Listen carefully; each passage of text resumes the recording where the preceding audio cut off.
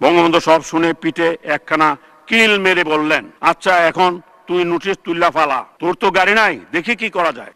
পরে অবশ্যই একটা পুরনো গাড়ির ব্যবস্থা হয়েছিল, যদিও সেটি কিনতে এবং মেরামত করতে নতুন গাড়ি কেনার সমানই খরচ হয়েছিল। এভাবে বঙ্গবন্ধু সকল সংসদ সদস্যদের অভাব অভিযোগ ও দাবি দেওয়া খেয়াল রাখতেন। জনাব স্পিকার, পার্লামেন্টে বঙ্গবন্ধুর বিরুদ্ধে কেউ কথা বললে স্পিকার অনেক সময় বিব্রত হতেন, কিন্তু বঙ্গবন্ধু হতেন না। 1973 সালে পার্লামেন্টে আতাউর রহমান খান, এম.এন. লারমা সহ বিরোধী দলের কয়েকজন এমপি ছিলেন। তখনও দেখছি তারা কথা বলতে চাইলে সুযোগ পেতেন এবং বঙ্গবন্ধুই স্পিকারকে বলে সে সুযোগ করে দিতেন। এটা ছিল বিরোধী দলকে আস্থায় নেওয়ার জন্য বঙ্গবন্ধুর একটি গণতান্ত্রিক কৌশল।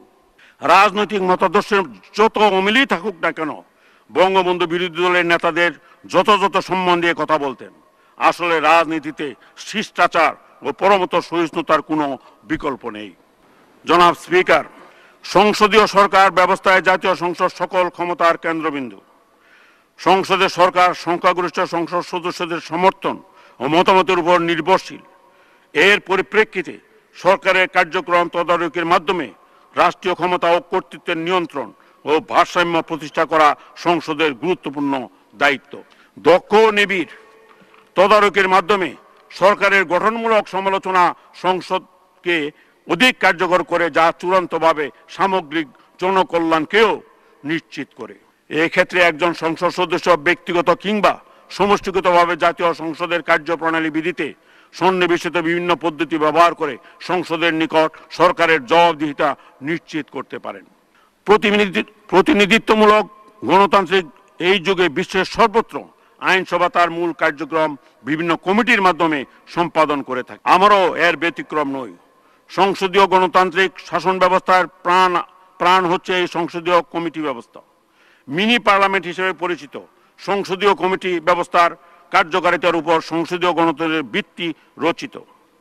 আধুনিকীকরণ তথা শিল্পায়নের কারণে রাষ্ট্রের কার্যক্রম ব্যাপক বৃদ্ধি পাওয়ায় আইন প্রণয়নের উদ্দেশ্যে আনিত খসড়ার উপর সংসদীয় কমিটি ব্যবস্থার সংসদ সদস্যদের অপেক্ষাকৃত ক্ষুদ্র গ্রুপে তথা বিশেষজ্ঞ সুলভ বিবেচনা ও পর্যালোচনা করার প্রয়োজন হয়। এর পরিপ্রেক্ষিতে বিশ্বে গণতান্ত্রিক রাষ্ট্রসমূহে সংসদীয় কমিটি বিভিন্ন বিল ও প্রস্তাব পুঙ্খানুপুঙ্খরূপে বিচার বিশ্লেষণ করে আইনসভায় নিকট রিপোর্ট উপস্থাপন করে। এর ফলে সংসদের সময় সাশ্রয়ের পাশাপাশি কার্য সম্পাদন সহজতর হয়। এভাবে আইন প্রণয়ন সহ সংসদের সকল দায়িত্ব পালনের ক্ষেত্রে সংসদীয় কমিটি গুরুত্বপূর্ণ ভূমিকা পালন করছে। এই কমিটি সমূহের কার্যক্রমে নিয়মিত অংশগ্রহণ করে একজন নবীন সংসদ সদস্য সংসদীয় রীতি ও কার্যপ্রণালী বিধির উপর জ্ঞান অর্জন করে নিজেকে দক্ষ পার্লামেন্টারিয়ান হিসেবে গড়ে তুলতে পারেন। জাতীয় সংসদের কার্যক্রমকে প্রাণবন্ত কার্যকর করতে হলে সংসদ সদস্যদের অগ্রণী ভূমিকা রাখতে হবে। যুক্তিতর্কের সঙ্গে বিতর্কে অংশ নিতে হবে। সংসদ সদস্য হিসেবে দক্ষতার সঙ্গে দায়িত্ব পালন করতে হলে সংবিধান, কার্যপ্রণালী বিধি, সংসদীয় রীতিনীতি ও পদ্ধতি সম্পর্কে জানতে হবে। এছাড়া সংসদের অতীত কার্যবাহ থেকেও অনেক গুরুত্বপূর্ণ তথ্য জানা যায়। দক্ষ পার্লামেন্টারিয়ান হতে হলে আপনাদের পড়াশোনার পাশাপাশি সংসদ লাইব্রেরির সঙ্গে যোগাযোগ রাখতে হবে। তথ্য প্রযুক্তির কল্যাণে এখন আর সরাসরি লাইব্রেরিতে না গিয়ে অনলাইনে সবকিছু সংগ্রহ করা যায়।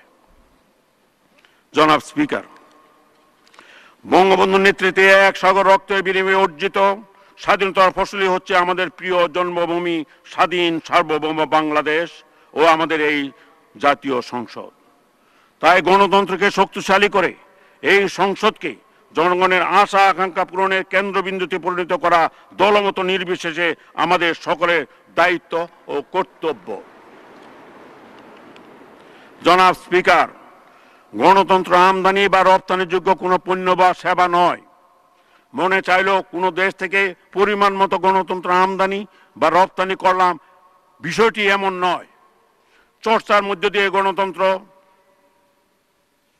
বিকশিত ও শক্তিশালী হয়। জাতির পিতা বঙ্গবন্ধু শেখ মুজিবুর রহমান বাঙালির অধিকার আদায়ের প্রতি আন্দোলন ও সংগ্রামে এর উজ্জ্বল দৃষ্টান্ত রেখে গেছেন। 1972 সাল থেকে 1975 সাল পর্যন্ত সংসদের কার্যবাহে সংসদ নেতা বঙ্গবন্ধুর বক্তব্যগুলো পড়লে বোঝা যায় সংসদকে কিভাবে প্রাণবন্ত ও কার্যকর করতে হয়। পরমত সহিষ্ণুতা, বিরোধী দলকে আস্থায় নেওয়া এবং অন্যকে কিভাবে সম্মান দেওয়া যায় এসব বিষয়ে বঙ্গবন্ধু বর্তমান ও ভবিষ্যৎ প্রজন্মের জন্য অনুকরণীয় নজির রেখে গেছেন। আমাদের সৌভাগ্য আমরা বঙ্গবন্ধুর মতো একজন বিশ্বমানের কিংবদন্তি নেতা পেয়েছিলাম। আমাদের দুর্ভাগ্য আমরা তাকে ধরে রাখতে পারিনি। বঙ্গবন্ধু আমাদের মধ্যে নেই, কিন্তু তার নীতি আদর্শ আমাদের চিরন্তন প্রেরণার উৎস। তার দেখানো পথে আমাদের এগিয়ে যেতে হবে কাঙ্ক্ষিত লক্ষ্যে, অর্থাৎ বঙ্গবন্ধুর স্বপ্নের সোনার বাংলায়। জনাব স্পিকার, মাননীয় প্রধানমন্ত্রী শেখ হাসিনার দৃঢ় যোগ্য নেতৃত্বে বিগত 1.5 দশকে দেশের প্রতিটি সেক্টরে ব্যাপক অগ্রগতি হয়েছে। করোনা ও রাশিয়া ইউক্রেন যুদ্ধের প্রভাব সত্ত্বেও বিশ্বে যে কয়েকটি দেশ অর্থনৈতিক প্রবৃদ্ধি অর্জন করেছে তাদের মধ্যে বাংলাদেশ অন্যতম। টেকসই এবং অন্তর্ভুক্তিমূলক উন্নয়ন নিশ্চিতকল্পে সরকারের আর্থসামাজিক ও বিনিয়োগ ধর্মী নানামুখী প্রকল্প, কর্মসূচি এবং কার্যক্রম গ্রহণের ফলে দেশের অর্থনীতি ঘুরে দাঁড়িয়েছে। প্রবাসী বাংলাদেশিদের প্রেরিত বিপুল পরিমাণ রেমিটেন্স অর্থনীতির চাকা সচল রাখতে গুরুত্বপূর্ণ অবদান রাখছে। দারিদ্র্য বিমোচন, শিক্ষা, স্বাস্থ্য, মানব সম্পদ উন্নয়ন, নারীর ক্ষমতায়ন, শিশু ও মাতৃমৃত্যু হার হ্রাস, জেন্ডার বৈষম্য দূরীকরণ, গড় আয়ু বৃদ্ধি সহ আর্থসামাজিক উন্নয়নের বিভিন্ন ক্ষেত্রে বাংলাদেশ অভাবনীয় সাফল্য অর্জন করেছে। দারিদ্র্যের হার কমার পাশাপাশি মাথাপিছু আয় বৃদ্ধি পেয়েছে। দেশের শতভাগ জনগণ বিদ্যুৎ সুবিধা ভোগ করছে। সামাজিক নিরাপত্তা বেষ্টনী দেশে ব্যাপকভাবে সম্প্রসারিত হয়েছে এবং বৈশ্বিক অর্থনীতির অস্থিতিশীলতা সত্ত্বেও দেশের খাদ্য নিরাপত্তা সুরক্ষিত রয়েছে।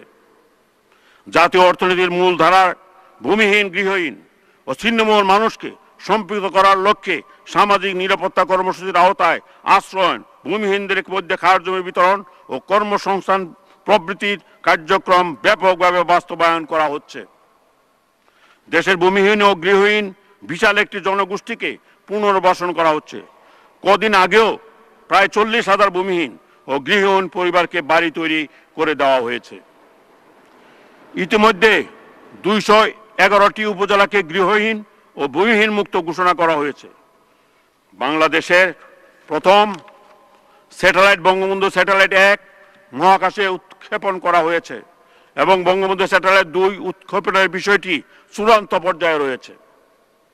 দেশের সক্ষমতার প্রমাণ হিসেবে নিজস্ব অর্থায়নে পদ্মা সেতু নির্মিত হয়েছে এবং ঢাকায় মেট্রো রেল চালু করা হয়েছে।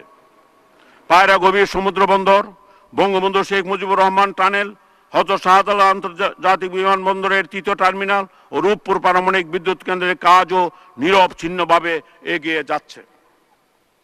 জনাব স্পিকার, গণতন্ত্র চর্চার প্রাণকেন্দ্র জাতীয় সংসদ সুশাসন নিশ্চিত করার লক্ষ্যে রাষ্ট্রীয় ব্যবস্থাপনায় সরকারের সকল বিভাগের জবাবদিহিতার ক্ষেত্রে আদর্শ স্থাপনের গুরুদায়িত্ব বর্তায় এই মহান সংসদের মাননীয় সংসদ সদস্যদের উপর। কেবল গণতান্ত্রিকভাবে নির্বাচিতরা এই সংসদে জনগণের প্রতিনিধিত্ব এবং জনগণের নিকট জবাবদিহিতা নিশ্চিত করতে পারে। এ বিষয়ে সরকারি ও বিরোধী উভয় পক্ষের মাননীয় সংসদ সদস্যগণই জাতির নিকট দায়বদ্ধ।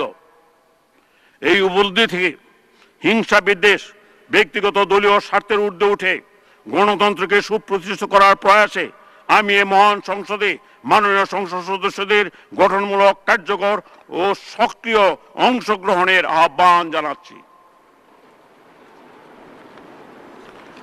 জনাব স্পিকার, দ্বাদশ জাতীয় সংসদ নির্বাচন আসন্ন। ক্ষমতায় যাওয়া বা পরিবর্তন আনার একমাত্র উপায় নির্বাচন। আন্দোলনের নামে সন্ত্রাস ও হিংসার রাজনীতি কোনো দেশ, সমাজ ও অর্থনীতির জন্য কল্যাণকর হতে পারে না, বরং তা রাজনৈতিক পরিবেশকে তমসাচ্ছন্ন করে তোলে। সংঘাত বলে আলাপ আলোচনার মাধ্যমে ঐক্যমতে এসে গণতন্ত্রকে বিকশিত হতে আমাদের সকলের সহায়তা করা উচিত। রাজনীতি থেকে হিংসা হানাহানি অবসানের মাধ্যমে একটি সহিষ্ণু গণতান্ত্রিক ব্যবস্থা প্রতিষ্ঠায় অবদান রাখতে হবে।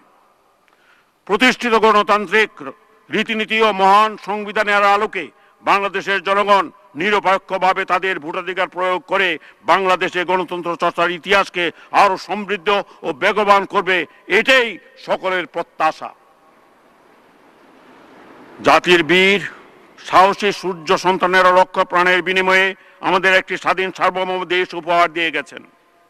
আমাদের দায়িত্ব এই দেশ ও জাতির অগ্রযাত্রাকে বেগবান করা।